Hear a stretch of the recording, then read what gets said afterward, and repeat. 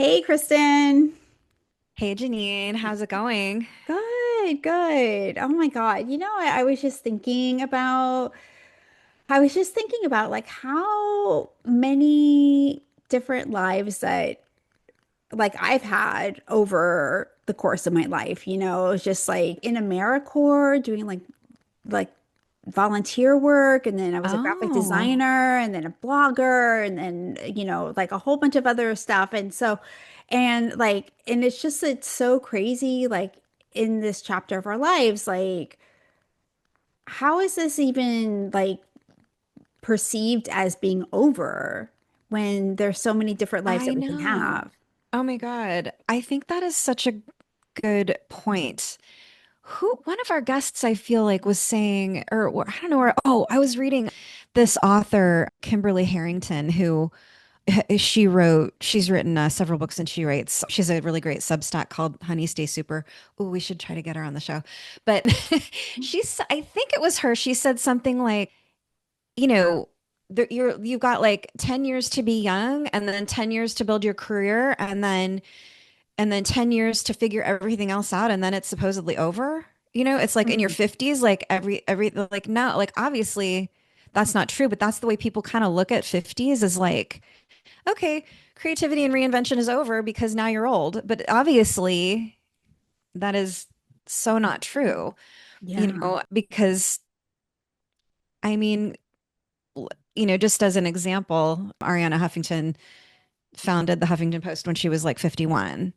Oh, And like so many women have done things for the first time in their 50s and 60s and even later than that. So what reason would there be for not having another phase of creativity? yeah. Yeah. And that's like why I was like so fascinated by like Cat Peirce, because like she's really interesting because she has had so many iterations in her life, from like musician to beauty brand, and now she has like this higher self like therapy viral series on Instagram, and she's just got so many like crazy reinventions in her life. And she's just like, I don't even think that she's even begun yet. And she's in her late Yes. 40s. And so, yeah, so I'm really excited to talk to her and see like how she's come up with all of these different iterations of herself. I am so excited too because, like I told you before, I knew her from her music only. Like I had heard that her song, it's called like "Got a Secret" or something like that, and then it was in that show, Pretty Little Liars. I think it was the theme song to that, and that's how I knew her. And then you showed me her Instagram, and I was like, oh my God, she's got so many different creative things going on, and she's amazing. So I'm really excited to talk to her. Yeah, well, let's go talk to her Let's then. do it. Hi, welcome to the Closet Philosophy Podcast. This is Jennine. I'm a personal stylist. And this is Kristen. I'm a fashion writer, and we're here to uncover the ways that your personal style is so much more than just clothes. Whether you realize it or not, what you wear touches on science, psychology, culture, politics, and so much more.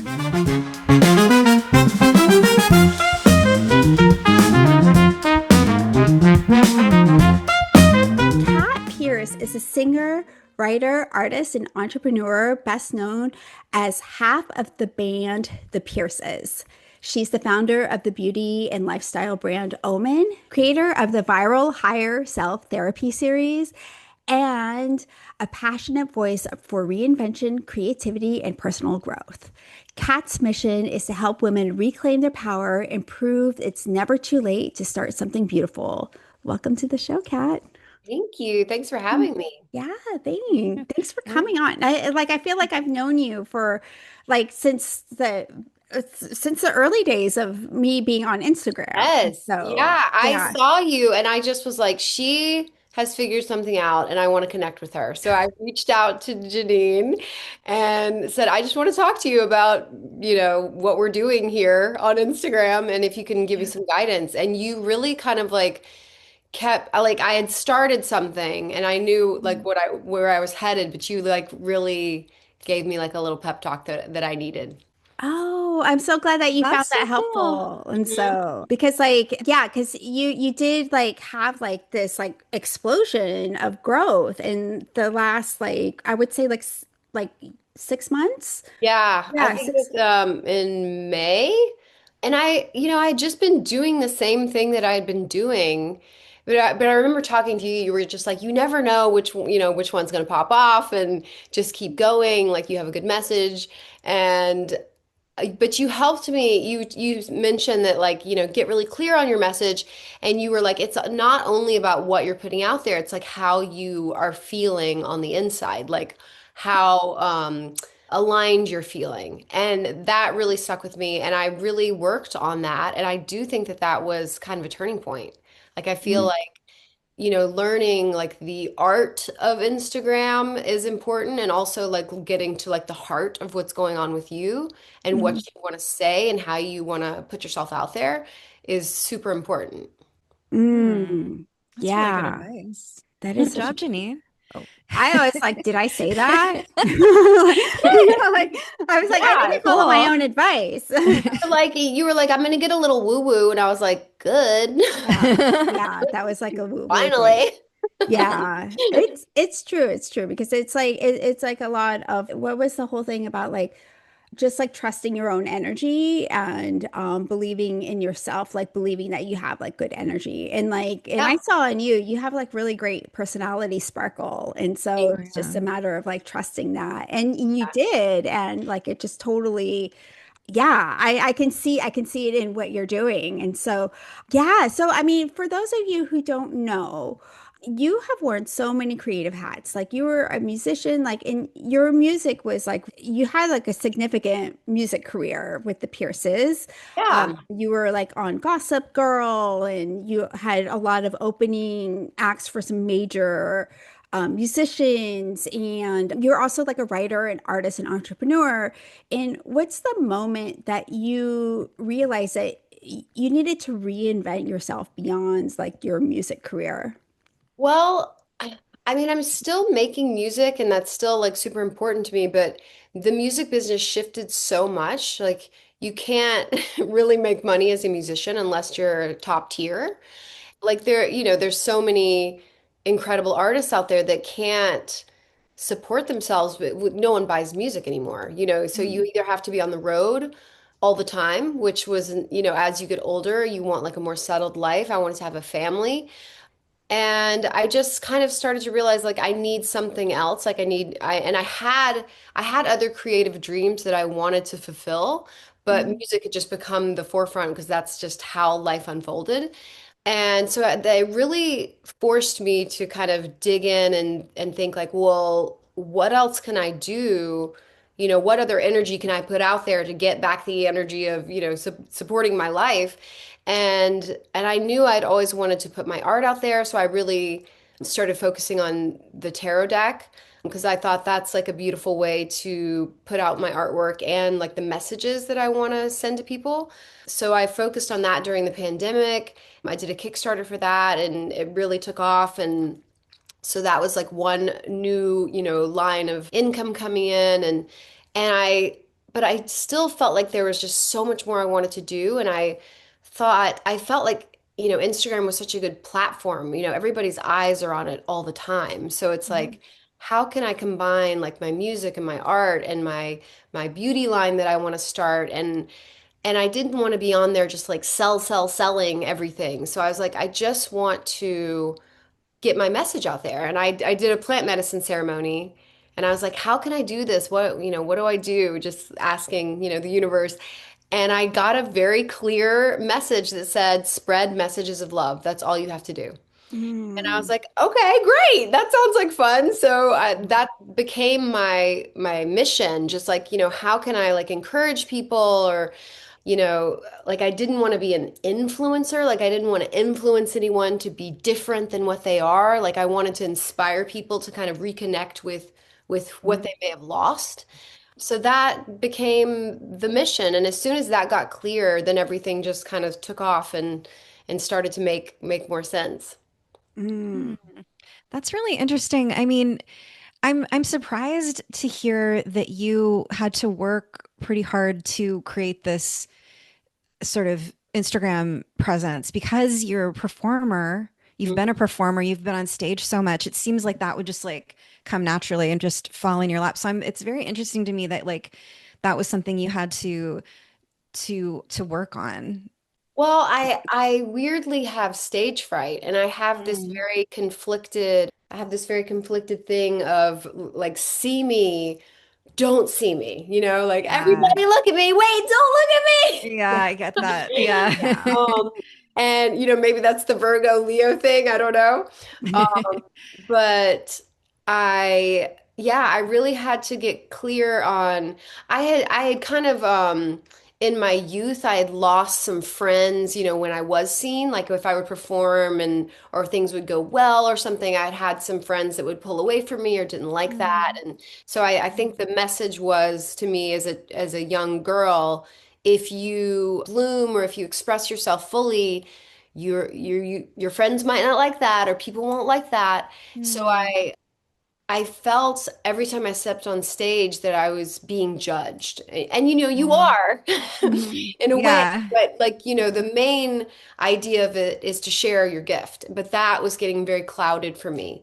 And I still struggle with that. I still have to get really clear on like, the people that love you and support you are going to stick with you and stay with you, and that's who you want in your life. And the people who don't like it or, don't want you to shine or don't want whatever, then that's okay. That's okay too. And that's their thing to deal with. So I Mhm. think I had to get clear of a lot of that before I could get clear of who I was putting forward on social media. Does that Mm. Yeah. make sense? Yeah, Yeah. it sounds like you had this like kind of realization, like for the people who weren't going to support you, like they're never going to be happy. So Right. why not just go for it, Yeah. And I Yeah. think like a lot of people have that experience of shining, and then for some people that it's just really like too much for them, right? And like and for whatever reason that is, like it could be for various amounts of reasons. It has nothing to do with you. Right. And so it's like that's like and it's hard because like I think that like as humans we're hardwired to want everybody to love us. Yeah. Yeah. And when some people have like issues, it's like, okay, like how do I fix that? But that's not where you need to focus. Like your Yeah. job is to focus on, sharing your love and sharing your talents and Yeah. shining. Yeah, and I realized about myself about 5 years ago or so that I really would seek out the people that I thought didn't like me or had issues with me and try to get them to like me. Like I was a real people pleaser in that Mm. way. And I would succeed sometimes, I'd get the people who didn't like me to like me. But then inevitably I would find like that they were kind of a difficult personality or like, so I was like, why am I chasing after these people that aren't just, automatically warm or automatically, open and inviting? So that was a big lesson for me. But I'm still just like noticing and there's just a lot of awareness around that for me, like, figuring out who your people are and Yeah. just being finding people that light you up that make you feel great, and you can support each other and then you rise and you grow together and it's so lovely. Hmm. Yeah. Yeah. Yeah, Yeah. so a lot of your endeavors have been related to arts, music, illustration, and now you've got this beauty brand. And you did mention that you don't want to be like selling all the time. Mhm. And so I'm just curious how you decided to do a beauty brand and sell stuff when it maybe was a little bit uncomfortable. Mhm. Not to Mhm. put words in your mouth, but Yeah. yeah. Right. Um, well, I started the brand when I was trying to get pregnant. I was having trouble getting pregnant. Oh, I started trying later in life. So, when you're not getting pregnant, you start looking at all the environmental things around you, like what am I putting on my body, in my body.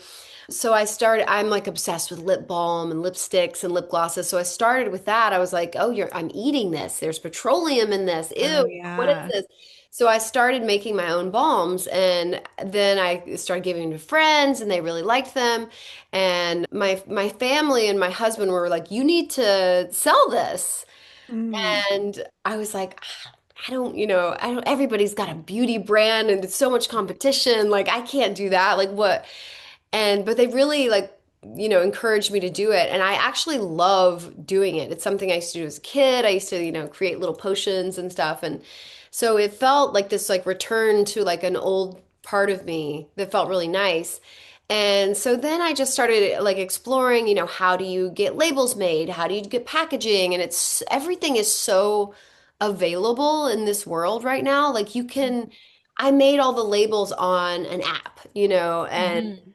you order the bottles and they're there the next day. Like you can start something so quickly and so easily, all by yourself. So I did that and I just kind of put them available for sale.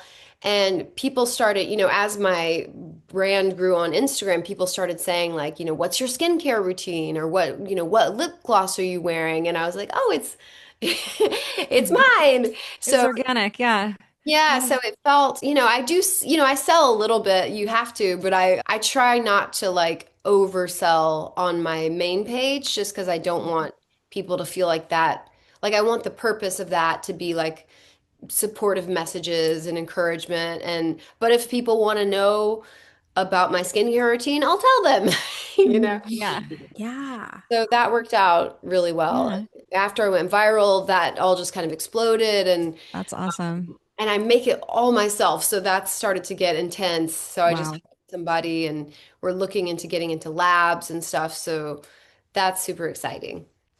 That's so cool. That And then is it also exciting. like has this connection too with like, like it has like, this like sense of like mystery and empowerment. And then, like there has to be some sort of way that like beauty rituals play a component in reclaiming confidence, like during like transitions.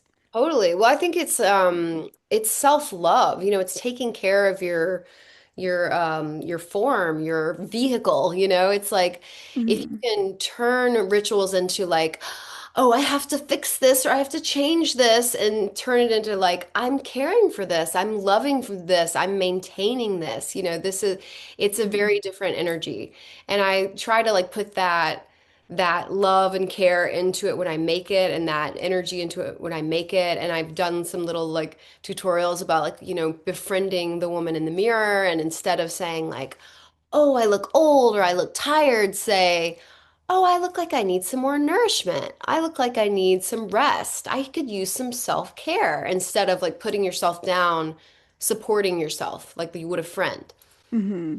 I I love love that. I love that because I struggle with like because I enjoy makeup and all of the things that Yeah, involved with yeah. beauty, but then sometimes I'm like, but originally were we doing this for men and but we're not doing this for the male gaze anymore. We're doing it for ourselves. But sometimes I think like, oh, the root of it is like kind of like the patriarchy, Uh-huh, uh-huh. but we're taking it back. It's ours now. Like it doesn't belong to the patriarchy anymore. So Totally. sometimes I have to do that mental exercise to like I feel struggle better with about it. that too. It's like who are you, is it for performance or is it for how you want to feel? I think just bringing awareness to it, like you said, is important and that like it can shift and change. Like look at Yeah. Pamela Anderson, like suddenly she's wearing no makeup and Yeah. so lit up, but maybe she'll want to wear, like Alicia Keys went through a phase where I'm not wearing any makeup, and then she decided she wanted to wear red lipstick again. It's just like, how are you feeling today? Do you want to adorn yourself, or do you want to be like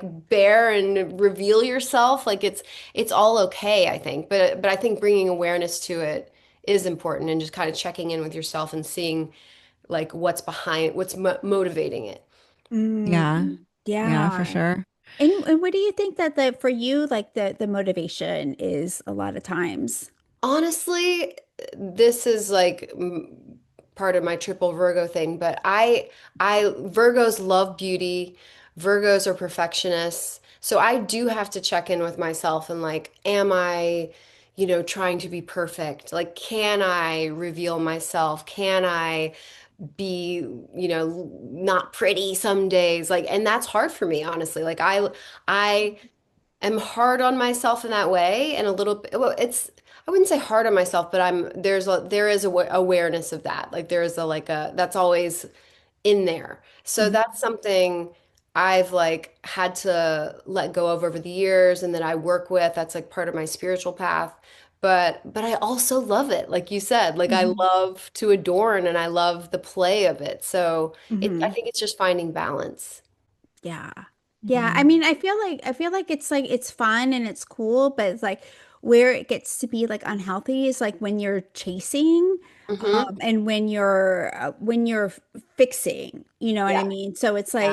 like it's fun to play and stuff like that, but it's like if you're like trying to chase something that is not ever possible for you to have, and you're like, okay, or like I don't even want to say it's not possible, but like in a sense, yeah, it's like I want to look like 25 or something like Yeah. that. It's like you're not 25 anymore. Yeah, It's or like if you want to look like this particular Instagram filter, or like Right. that's when it gets a mhm, little like, Right. Scary. Yeah. yeah, I scary. think it's Yeah. all about like how I always say, like, as much time, energy, and money as you're spending on your outer beauty, you better be spending that on your inner beauty too. that's a Yeah. really good point. And Yes. I think that kind of helps you stay in balance because, like, there are days when I'm like, oh my gosh, my eyelids are creeping over my eye.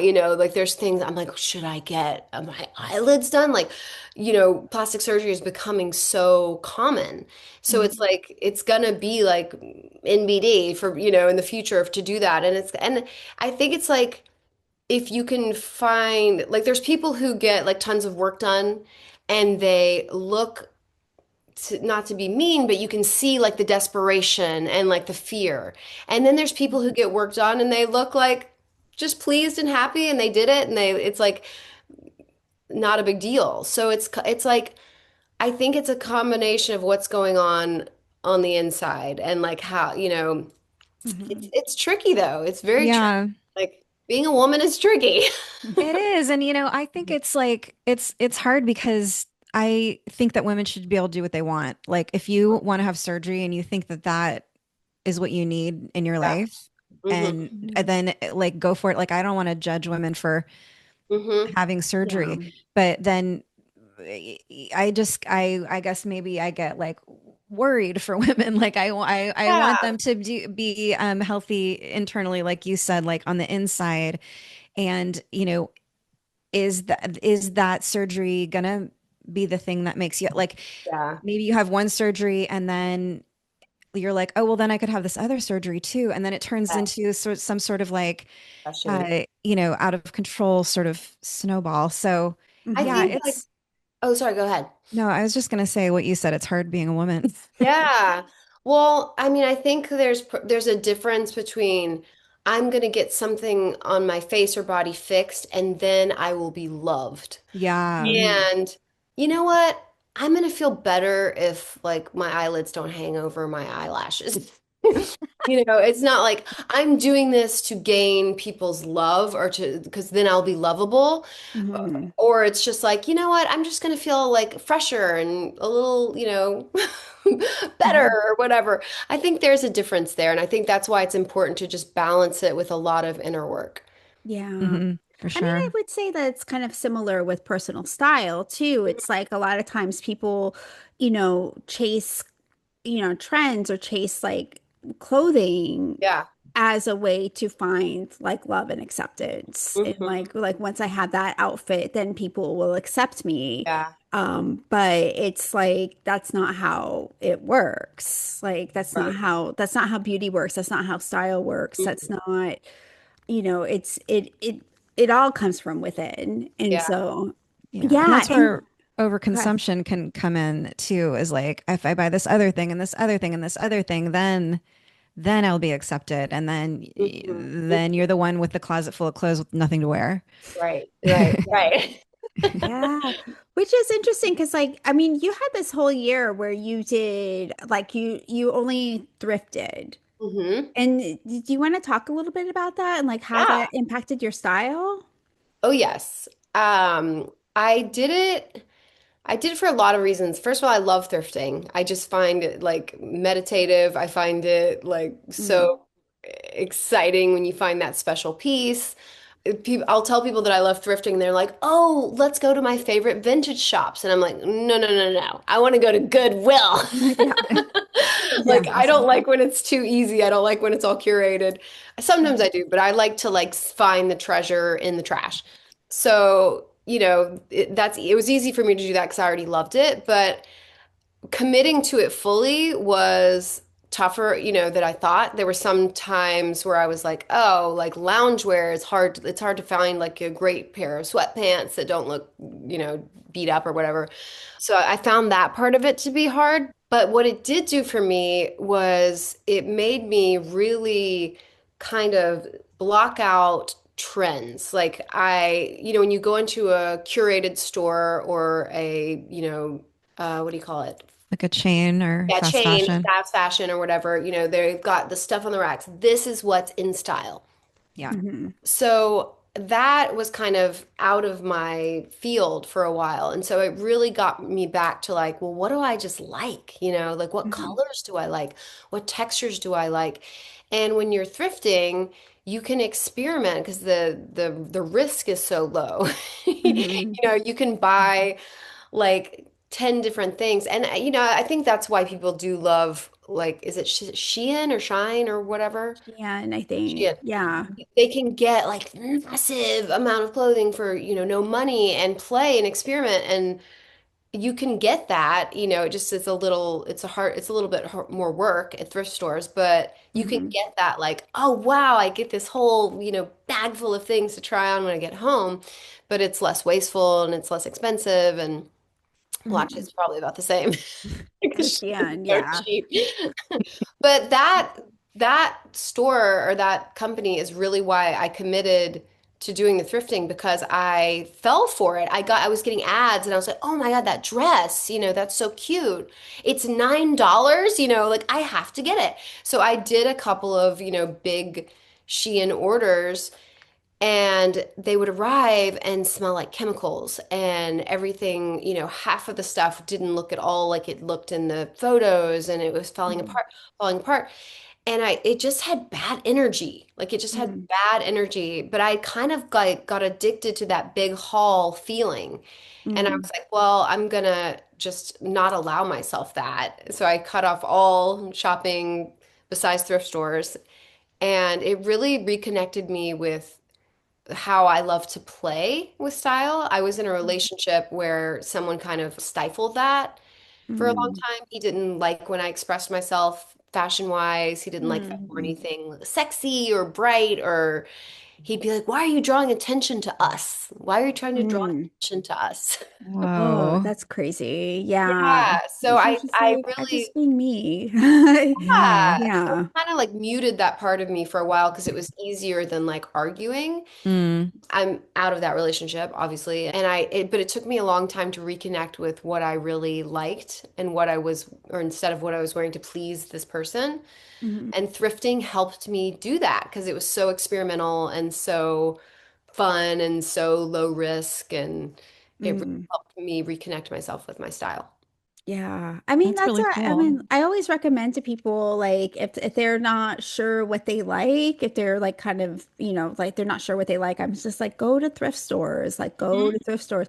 And like I have like an exercise for them to help like connect with like their bodies and like see like what does yes feel like in their body and what no feels like in their body and kind of look towards that and like and it's so true because like with thrifting you it's not it's even more so than beyond like the trends. It's like you have to have like a vision, like you have to practice like your imagination like when you're in the thrift store because like you have to see something and like in a regular store with the new clothes they basically style the clothes for you. They show you what it looks like models and they style it for you so you don't really have to do that big of a leap to imagine like what this could possibly Yeah. be. And then, but with like thrifting, like you kind of have to do that. You have to have this, you have to practice your imagination and your inspiration And you get and all better that. at it. And you You get start, better. Yeah. I always say the thrift gods start to smile upon you the more you go. Yeah. Because my friends will go, I tried thrifting, there was nothing there. I was like, well, first of all, you have to go a lot, and you have to start Yeah. connecting with the thrift gods, and then they'll bless you. I Yeah. think Janine has like a direct line to the thrift gods. I think she does too. She's Oh, one of the thank you. chosen ones. Yeah, well, I don't, yeah, well, because I go a You lot, have to go a lot. yeah, Yeah. I go a lot, You and that's find like, your local places and you go a lot. You get Yeah. yeah. coffee or tea and you hit the thrift store. Yeah, yeah, that's so true. I mean, but that said, like, like it's not like that every time. Like it's No. not like every Right. time, like I've been having like a little bit of a dry spell and stuff, Mm. recently. But then it's like, like the last time I went to a thrift store, like I was like, I'm not finding anything. But then I found this Ralph Lauren like shirt, this oversized, like big extra large, like Ralph Lauren shirt. I'm like, you know what? This would be cool if I can make this into a dress. And so, and so this is like going back to like the whole vision thing. It's like when you start like going in, you have to use your Get imagination. creative. I just And bought this dress that had like an open back with like a little tie right here, and I put it on the right way, and it was like a really high neck, and it wasn't like a good line for me, or not one I like. So I turned it around backwards, and like the top became like a little bolero, and oh, the bottom Oh. looks like a skirt, so it looks like this cute little set.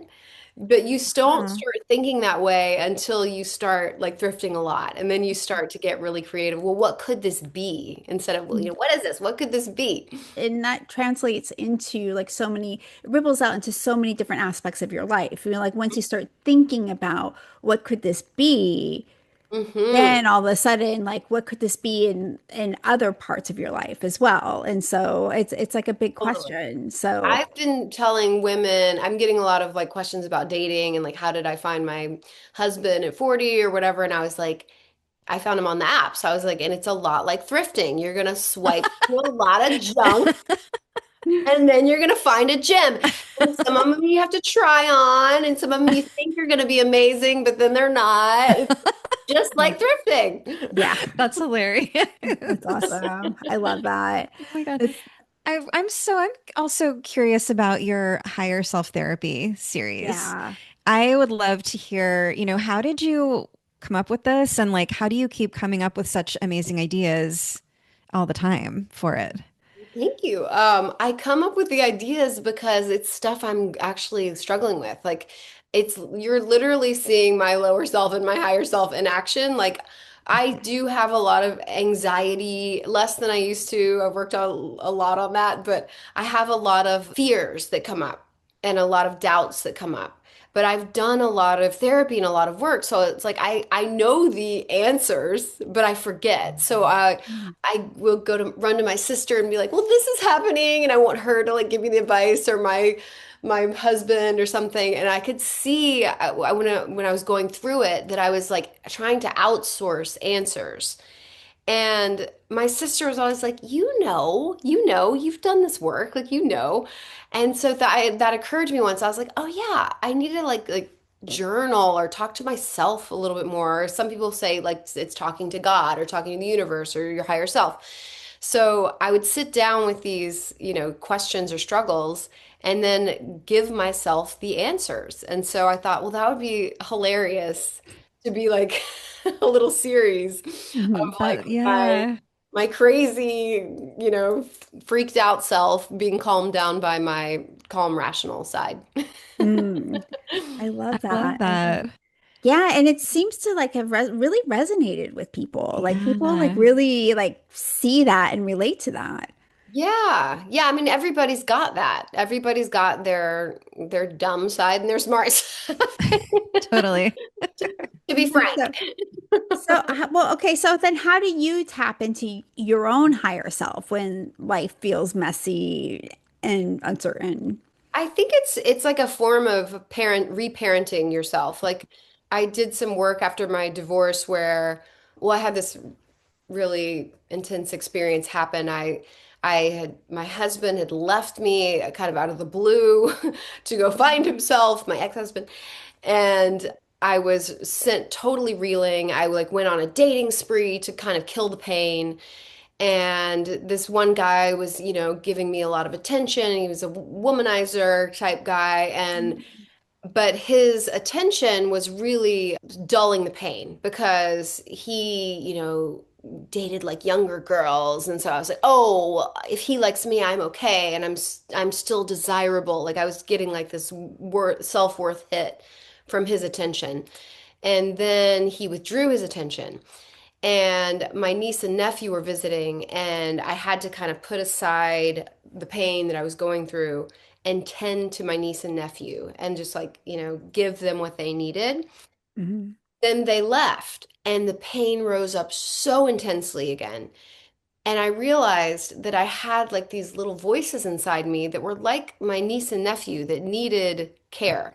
So I like put aside the swirl of the broken heart, broken ego, and I tended to each little voice that rose up, and it was literally like I was hearing voices say, I'm lonely, I'm scared, I'm gonna be alone, I'm not gonna find anyone. And so I just sat with each little voice and reparented it. I was like, I'm with you, you're here, you are lovable, you are gonna find love. I'm getting emotional. Aw. But it was like a 3 hour processing session where all these voices came up. It was like the orphanage. And that's when I really realized like you do have the capability to hold yourself. And that's, we need like our team when we're in chaotic situations or when we're heartbroken or someone dies, you need your therapist, your healer, your psychic, Mhm. whatever you need to feel better. But then you also have to be able to like hold yourself.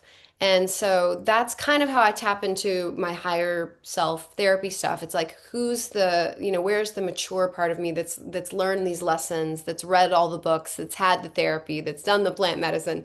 Just I call on the knowing, that the part of me that's holding all of that. Mhm. Hmm. And I let that part care for the little child that's freaking out Mm. about everything. Oh, I I'm gonna love that. try that. That's really Yeah. awesome. Yeah. Yeah. Yeah. Where did you learn about that?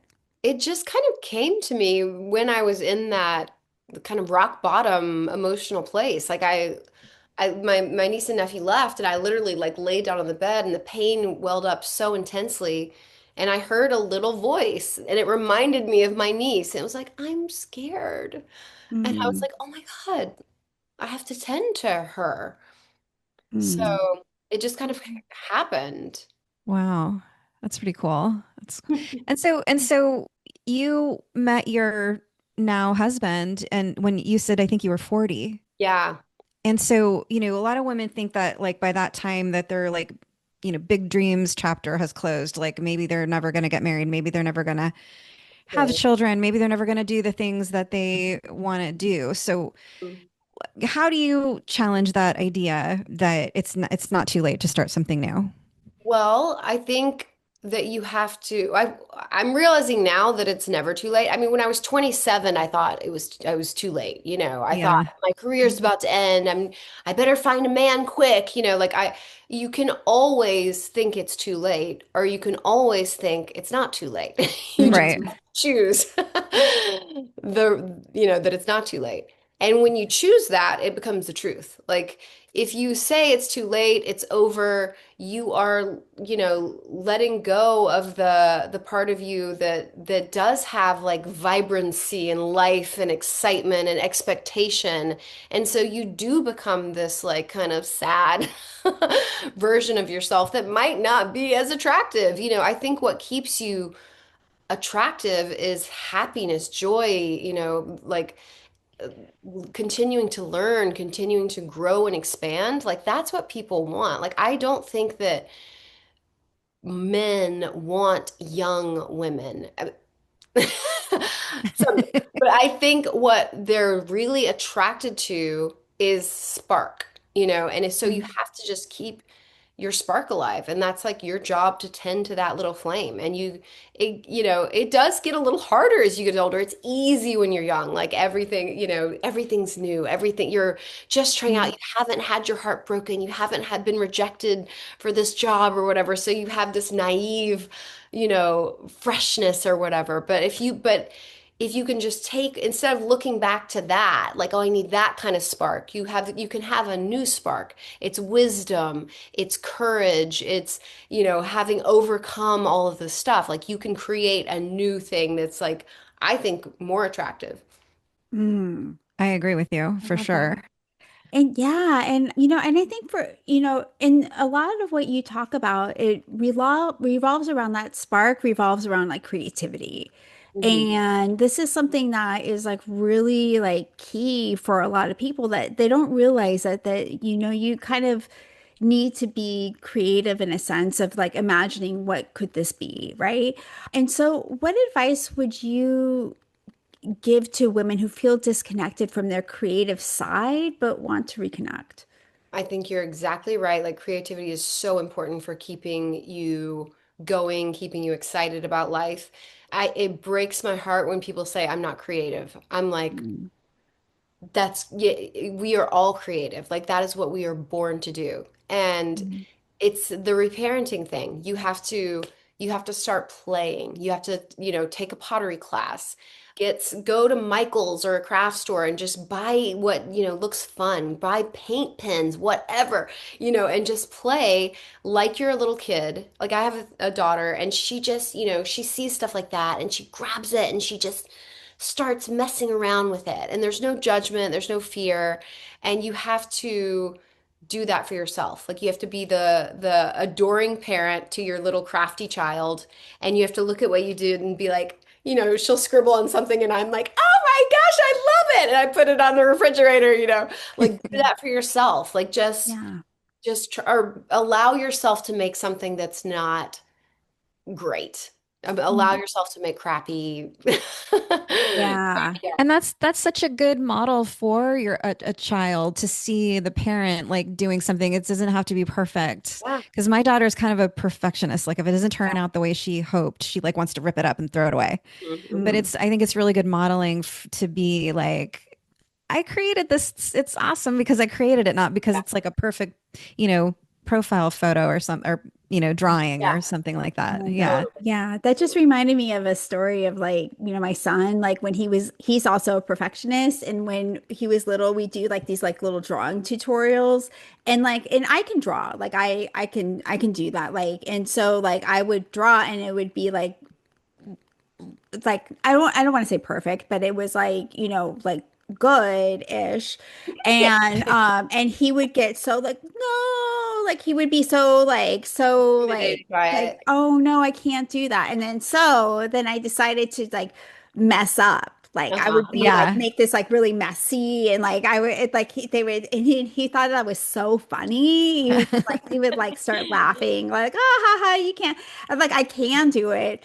But for him just to get around, like it doesn't have to be, Perfect. it doesn't have to be perfect in order And to so much work. art is like, there's so much art that I don't like, and I don't think is perfect, but like when people commit to it and keep putting it out there, like somebody's gonna believe in it or somebody's gonna be interested in it. I have two adult friends who decided to be artists, and the way they started doing that is they said, "I am going to be an artist." They were Mm, both men, which is interesting. Or maybe they felt like a little more like of a right to do it, but they both were like, "Oh, yeah, I'm going to be an artist." And one of them, I was like, I don't know if he's going to be an artist. Like I wasn't like crazy about it, but he kept going, and like the repetition of what he was doing became his style. And then suddenly I was like, "Oh, wait, that's something," Like you kind mm, of have to like decide and then step into it. But like it can be anything. Like who would have thought I'd be like, they say like follow your passion. My passion was like lip balm. Like who would have thought that would have become anything? Like you yeah. really can create a business and create something creative out of, just what you love doing. Hmm. Yeah. Yeah. Yeah. It doesn't One of have the to be like a visual art, like in order to be Mhm. creative. And I think a yeah. lot of people get like mixed up and like that's not what creativity is. Right. Creativity is like coming up with something new and novel Right. and you. Yeah, I don't know. That's really I think cool. like So, one of the things that I think really blocks people from trying something new is fear. Mhm. And you even mentioned that, and it can be one of the biggest blocks to change. So I'm Yeah. wondering if like was there a time when you were like scared to take the next step, but you moved forward anyway? And like, could you maybe share what helped you? Yeah, I mean, I grew up in a super creative environment, so I was never like afraid to be creative or artistic or express myself in that way. But I am finding that I get a lot of fear around expansion. Like my husband's like, we need to start getting this stuff into a lab. We need to get this, and I'm like, no, no, I don't know why, but there's fear that maybe because it's out of my husband's like peeking through the window. Yeah, so I think, for some people, the fear might be around trying something new or being creative. That was never my block, but mine is around expansion. Okay, so like as we're like wrapping up, like midlife can be like and you talk a lot about this. Midlife can be like a powerful turning point. Like if you can give like one piece of higher self guidance to women stepping into this next chapter, what would that be? I think a lot of it is just reframing our ideas of what middle age is. Like even Mhm. people don't like the word middle age. People don't like, the even saying the number 40 or 50, so Yeah. just starting to kind of reclaim those words even I have found to be really helpful. Like I did a piece about being over the hill. People say you're over the hill, and I was like, over the hill actually sounds good. Like you're not climbing up the hill anymore. You're just like Yeah, you're Mm. sailing down the hill. Like that is so Like, true. I never thought of it that way. yeah, so I think just like reclaiming words that have, been negative, been stamped with like this negative thing and like being like embracing 40. Like I'm starting to say, when you turn 40, you become a queen. And someone else wrote, one of my followers wrote, when you turn 50, you become a goddess. And someone else was like, when you turn 60, you become a high priestess. And I was like, hell yeah. Like instead Yeah. of like fearing these milestones, like making them exciting milestones. Yeah. And I think it's a lot about just keeping your energy high and just doing your inner work and knowing that your worth is not the shell, it's what's happening inside. And ironically, that is what makes you like radiate and glow and remain beautiful and attractive. So it's a win-win. Oh, I love that. I love that. That's so cool. I just love the idea of like reframing because it's like a lot of it is mindset. A lot of it is just in your mind. And so like if you've set yourself free, then like anything becomes possible. Yeah, So, like when you look back at those, like they'll show pictures of like 35-year-old women in the 80s and they look like they're 60, or mm, 55. yeah. And it's like we've shifted that and we've made 30 cool and now we're making 40 cool. Like it's just like we all have to kind of collectively claim it and step into it and be like, this is great. Yeah. It's It's so so awesome. true. And the more people talk about it, on Instagram everywhere, the Mhm. more it kind of will catch on and be infectious. Like I just love seeing people like you and, anyone. I'm 57, so like anybody in their 50s who's talking about how awesome it is to be in your 50s, I'm like, please say more. Like Yeah. I just want to Wow. take it in. Yeah. You definitely have still got your spark, honey. Oh, thanks. Yeah, you Thank you. do.